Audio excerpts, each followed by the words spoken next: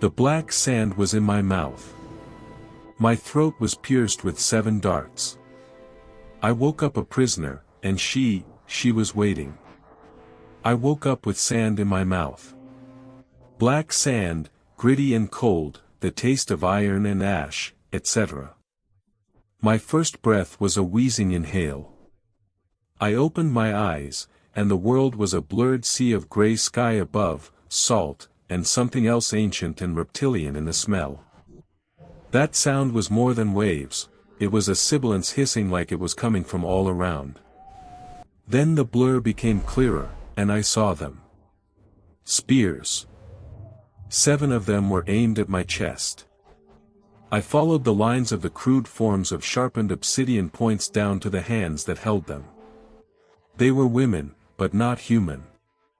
They had a skin color that was a dull olive green, and faint, shimmering scales crisscrossed it, reflecting dim, weak light. Their eyes were the worst.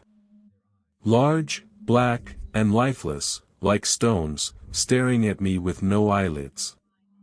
One of them hissed that he needed to freeze. The voice was rusty, like rocks grinding together. And she wore a diadem of rude, black thorns. I turned from her in stupid, plain panic. I tried to stand, to crawl backward, but 3 spears banged into the sand beside my head, striking like striking cobras, nailing my jacket. I said, "Don't move." I stood still, my heart pounding against my ribs so hard I thought it would break. I pushed my eyes to take in the unbelievable. Instead of legs, they had snake tails and vast tons of black and green muscle curling down on the dark sand. Their armor was made from black and patchwork chitin. They were at least 7 feet tall, which loomed over me. The leader flicked her chin for the order to be carried out. "Get up. Walk." I got up, trembling in my legs, with cold sand falling off my garments. My hands were tired, my head aching. An unbroken black crescent of beach, surrounded by a headland of towering volcanic cliffs, with water running off of it in thin streams. There were no birds in the sky. No trace of life whatsoever, except for these serpent women and the constant crash of the waves. The air was dead. They pushed me in front of them, away from the surf, in the direction of the cliffs. The rocks were sharp like freshly broken glass and cut through the thin soles of my boat shoes. I tripped, and a tail rose up and thumped my spine with the power of a battering ram, propelling me forward.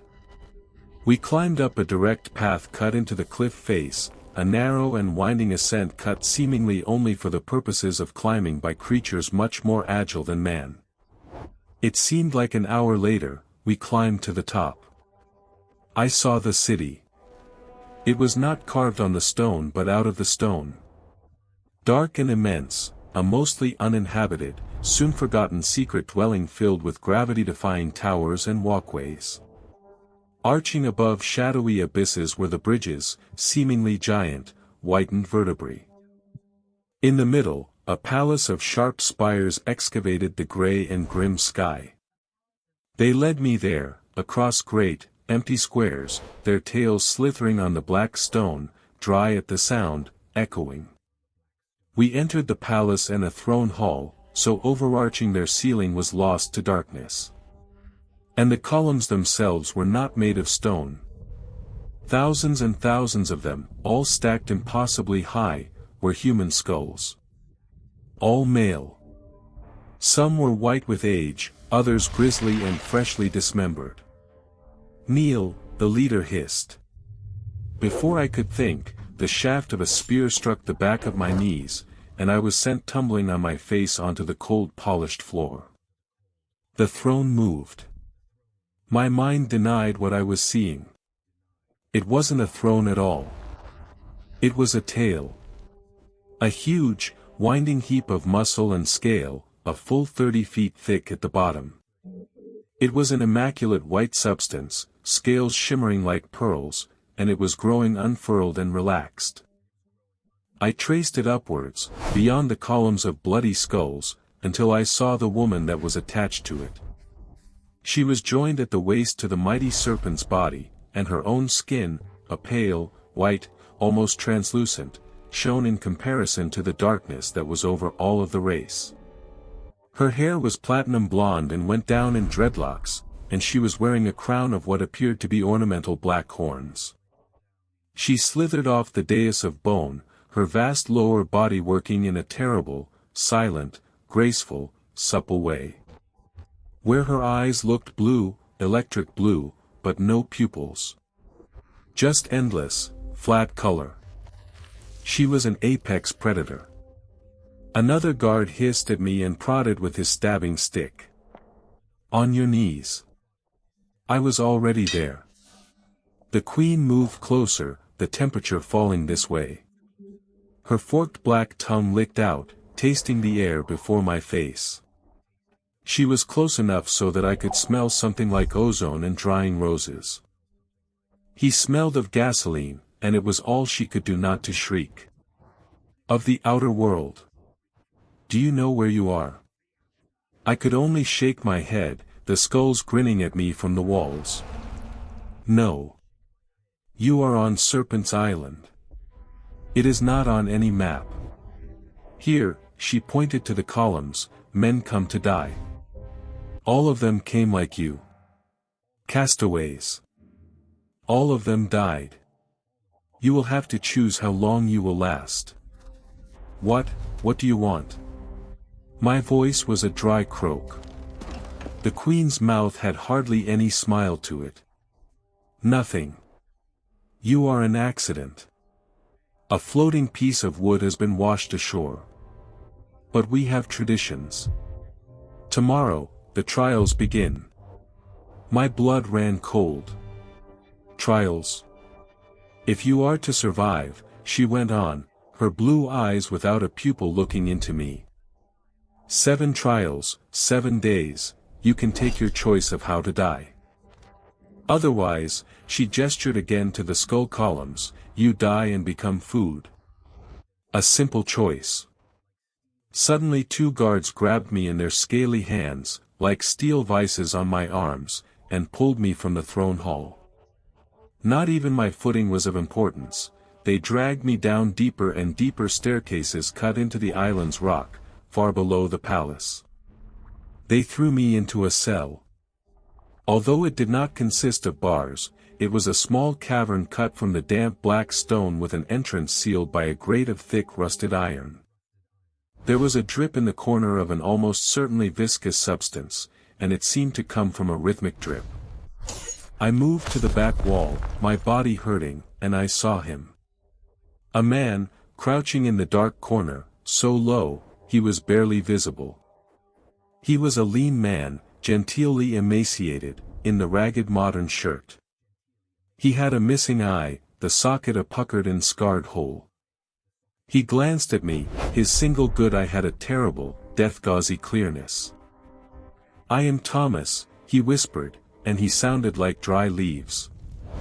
It's been 53 days since I first came here. Maybe 54. I'm Marcus. How did you get here? Thomas gave out a short bitter chuckle. My ship wrecked. The current brought me. Like all of us. Is there any way to escape? I asked, my voice desperate. Thomas simply glared at the wall. No. We are on a non-existent island, with snake women eating men. The sea brought us. The sea will never let us go. I slumped against the dirty stone with wetness creeping in my bones. What are the trials? Thomas didn't look at me. Fights. Hunts. Games where you die. There are 7. No one reaches the 7th. That night, I didn't sleep.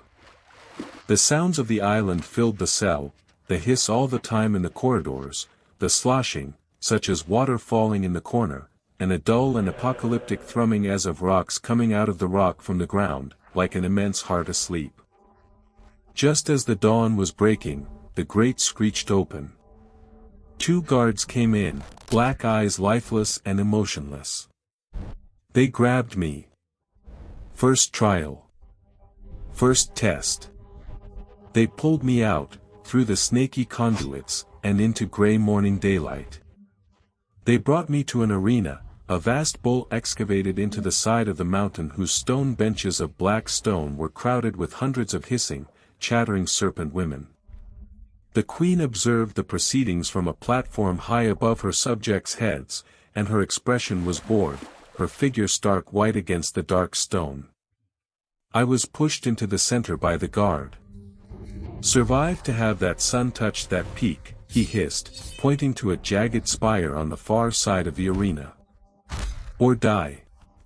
A rusty sword was thrown at my feet, the metal was so old and pitted I expected it to bend. A gate opened on the far side. The doors opened, and 3 women of snakes entered the room. These were wrong. More beast-like, with broken scales and crude metal plates welded onto their bodies. Their eyes were red, and black venom fell from their fangs. The mad ones, Thomas had snuffled. They are 6 moons, or months, without food. They didn't wait. They didn't posture. They came at them in a bolus, crawling over the sand in a stream of green-black armor and black iron scales. They were all around me, immediately surrounding me, blocking all escape. The first of them leapt on, her claws scrabbling at my face. I ducked, picking up the wind of the blow as her talons raked the air where my head had been. I failed to see movement in the second one. Something heavy like a tree trunk hit my side. I heard a crack in my ribs, a wet snapping sound that wounded me. I heard the sound take my breath, and I felt a spear of pure agony go through my chest. I managed to stagger up, the miserable sword raised to shield myself from the third man who leapt at me with a scream. The impact was jarring. My blade cracked into fragments, being possessed of an age-old metal, which blew into a dozen nothingnesses, leaving me with motivation, only his sort witly truths, only the hauntee of Mu and Frogman, which methodize one weapon he holds, jagged and without bends. I was defenseless and bloody all around. One of the rabid, the one I'd blocked the attack of, opened her mouth. It was a cavern of fangs, dripping in black viscous venom. She leapt, with jaw unhinged. The sheer terror of it was leveled as I plunged the metal shard up into my hand in a blind reflex. I was after the immense flesh of her palate, and I did not miss. The shard sank deep. She jumped with a noise I will never forget, a high-pitched, bubbly scream. A black poison and blood spilled onto the sand, and she reeled back, pawing at her own mouth. The other 2 stopped, uncertain for a moment because of her pain. In that second of the retreating mistress of fun, I saw them, tall columns ringing about the arena, each holding a flaming feeder. I ran. Ignoring the fire in my ribs, I pushed past one of the creatures and smacked my shoulder against a post. It fell reversing and spilled burning coals. I grabbed the torch. The fire was bright and hot. And I pushed it forth, and they hastened in dismay, the mad ones, and I, and the red eyes suddenly, with terror, turned from affright. The fire. They were terrified of it. I held the flame between us and me, shaking my arm every minute a lifetime as I watched the sun race across the sky.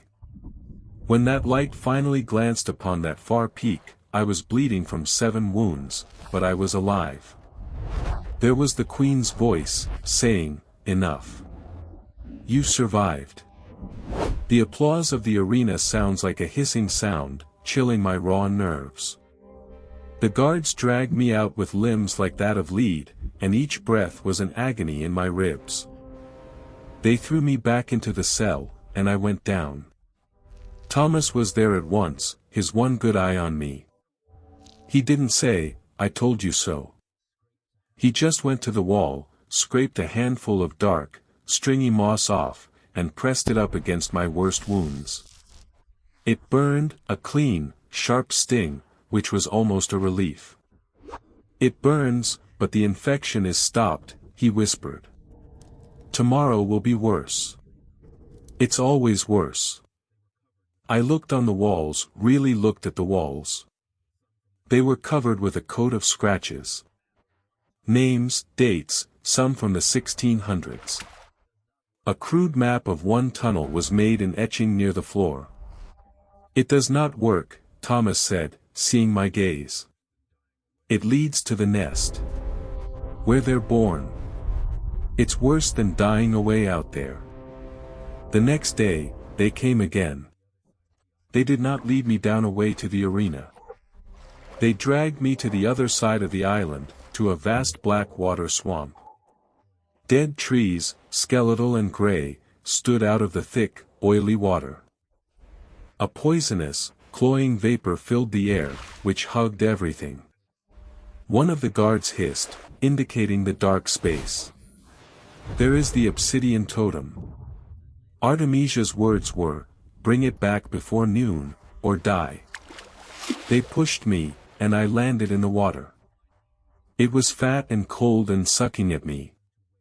It reached down to my knees and then my chest as I began to wade further. The only sound was the plop-plop of the black water dripping off the dead branches. But I wasn't alone. Something was moving from below the surface. Furtive, silent ripples. I saw them, just for a second. Eyes, pairs of them, breaking the pinnacle like oil slicks, watching me. Hunters. More snake than woman. Then, something came to grab my ankle. A grip of an impossible strength. It didn't pull, it yanked, and it dragged me down under into suffocating cold blackness. There was panic in my system, a cold panic, an absolute panic. The black water choked me, filling my nose and mouth. I couldn't see, only felt the gripping clutch on my ankle and the thick silt, which was cold and wet all around me.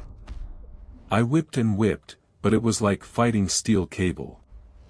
I was being dragged deeper into the roots of the dead trees. I remembered the eyes. In a last minute of adrenaline-fueled desperation, I hung both hands down, thrusting my fingers into the creature's unsuspected, submerged head and looking for the soft, vulnerable places I'd seen on the surface. I got in touch with something that gave, and all grip on my ankle disappeared immediately. I kicked and clawed, my lungs are on fire. I kicked my way back up. With a breaking gasp for air, I returned to the surface, spitting oily water as my heart was a trapped bird in my pop-dripped cage. I wasn't safe. The effects were, the water rippled all around me. I scanned the fog, my eyes were stinging. There. In the middle of the swamp there is a small island of black rock barely standing above the water. And on it, a glint of black, the obsidian totem. I swam, legs brushing against each other clumsily and painfully, disregarding the invisible things brushing against my legs. As I got closer, I realized that the island was too uniform. Too round. It was coiled.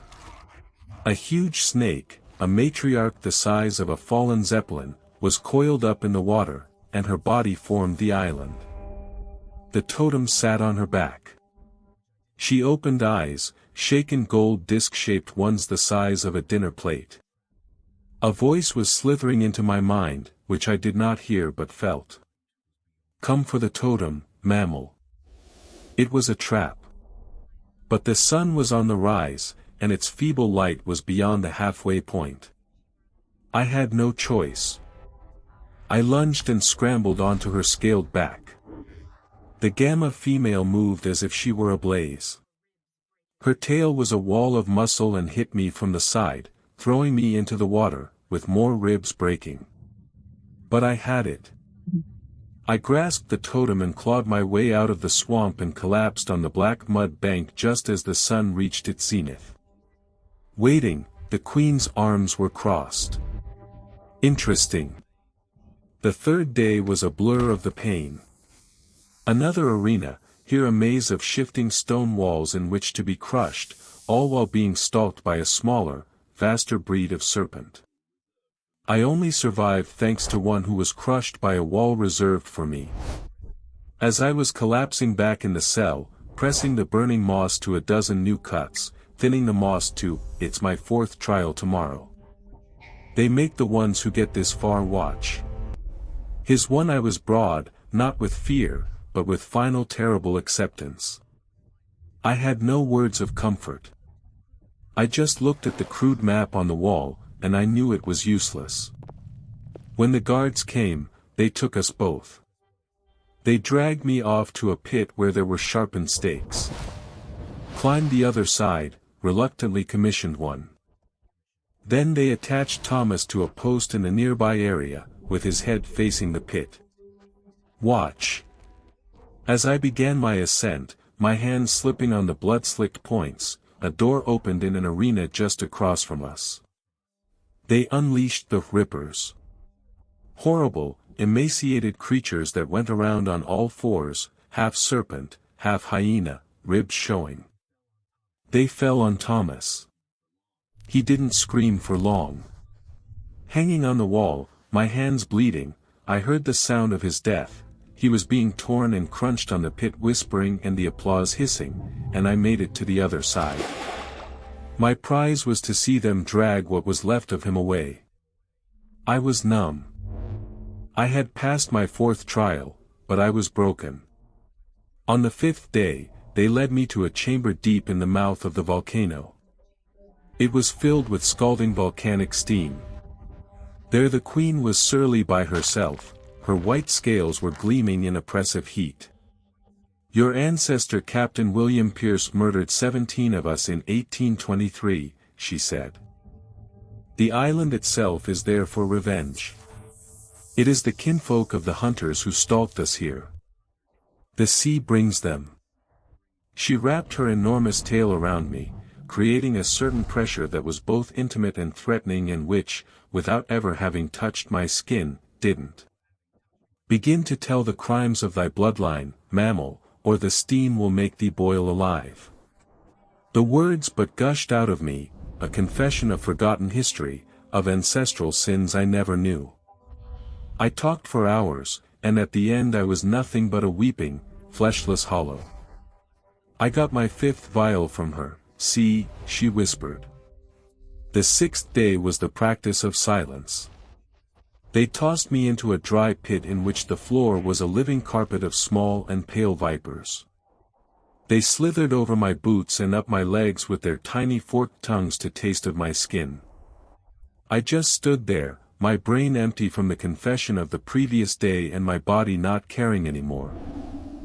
Brother Pershing's leopards and vipers sheared, forming a hissing mass, but they did not attack. I stood for a day and a day, dead alive in a nest of death, until they dragged me out. I had passed the sixth trial. On the seventh day they led me up to the top of the volcano, the sharp-edged crown of the island. The air was thin and rotten with sulfur. The caldera was a circular lake of still black water of immeasurable size. The queen was present there, waiting for him, surrounded by her elite guard. She glanced at the black lake and then at me. "Jump," she commanded.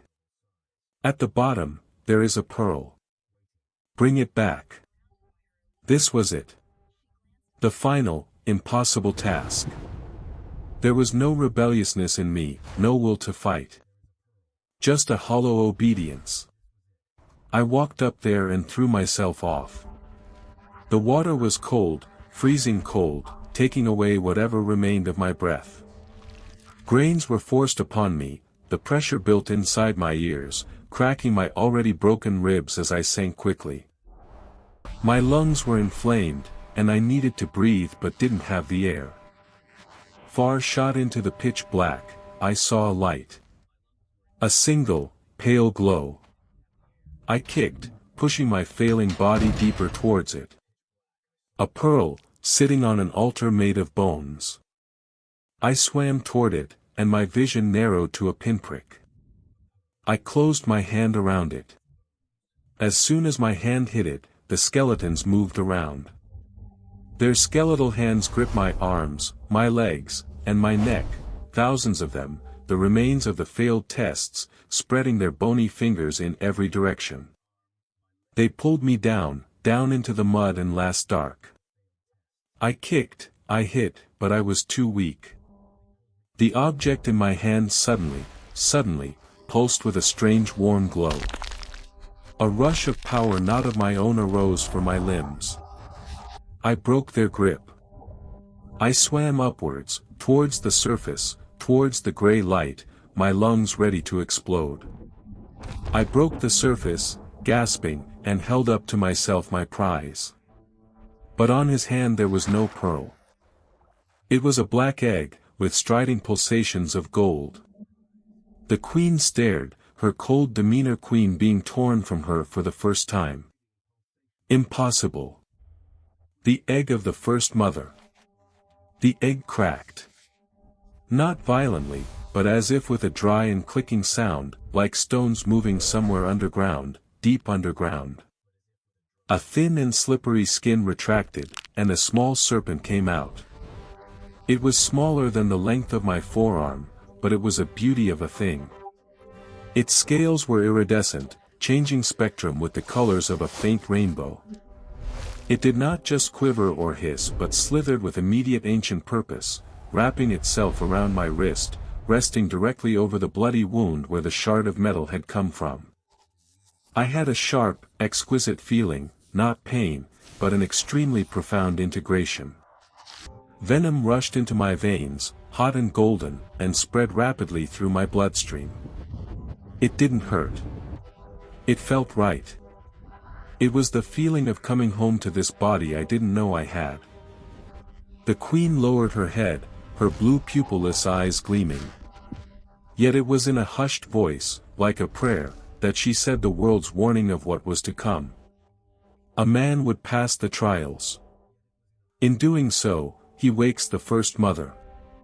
He would be the father of the new age. The little serpent that was on my wrist pulsing, the scales shining, I felt the truth of what she said sink down into my marrow. You will be a serpent and half man. The oceans will first be conquered, and then the land, by our children. My mind was battling the venom, the last of Marcus screaming at the horror. Do I have a choice? I asked. The queen's answer was simple, brutal, and final. Yes. Accept, or feed the sharks. The little serpent around my wrist sent out a pulse again, and the sensation was almost like a song, a promise, a sleepy promise of power and eternal sea.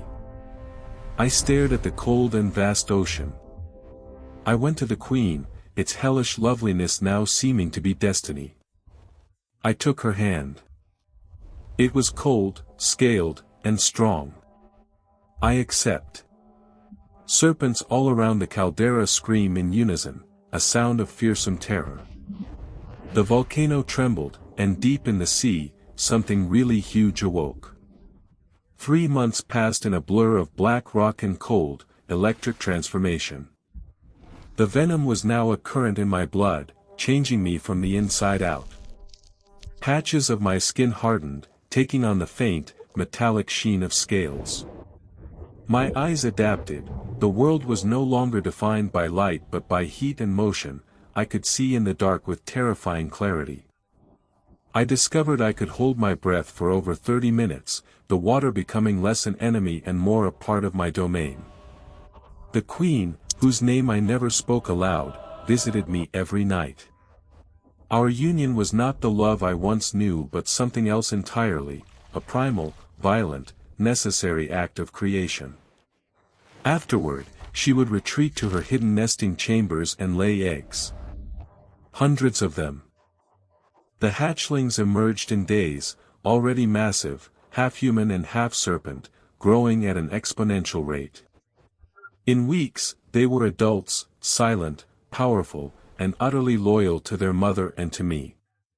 Today, another boat reached our shores. A white yacht, a party of tourists, 2 men, 3 women. They were screaming before they even landed on the black sand. "Oh my God, what are those things?" one man shrieked as my scaled children appeared from the shadows of the cliffs. The women were devoured, a necessary, savage display of the island's law. The men were taken to the cells. I watched it all with a terrifying detachment, the venom suppressing the last weak echoes of human empathy. The little serpent on my wrist, the one from the egg, was no longer little. It was now as thick as my arm, and it spoke directly into my mind, not with words, but with pure, telepathic intent. Soon, it hissed in my consciousness. Soon we will be ready.